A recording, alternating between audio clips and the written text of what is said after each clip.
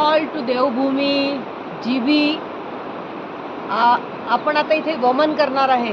वमन म्हणजे कुंजर क्रिया, ज्याच्यामुळे आपलं आमाशय जे आहे ते साफ होते, ज्याच्यामध्ये ॲसिड असते.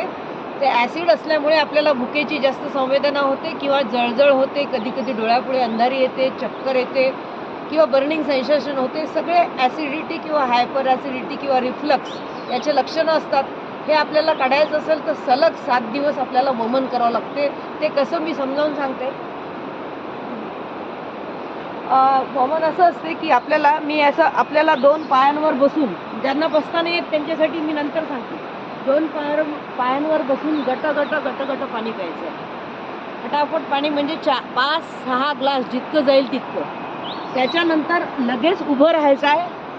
उभं राहून पायामध्ये अंतर नाही पाहिजे, पाय जोडलेले, एक हात इथे ठेवायचा आणि 90च्या अँगलमध्ये वाकायचा आहे आणि 2 बोटं घासायचे असे उबकाई येईपर्यंत. आणि ते पाणी पूर्ण बाहेर पडलं पाहिजे. पाणी पूर्ण बाहेर पडेपर्यंत असं नाही व्हायचं, सरळ व्हायचं नाही आहे. त्याला म्हणतात कुंजर क्रिया किंवा वमन. थँक्यू.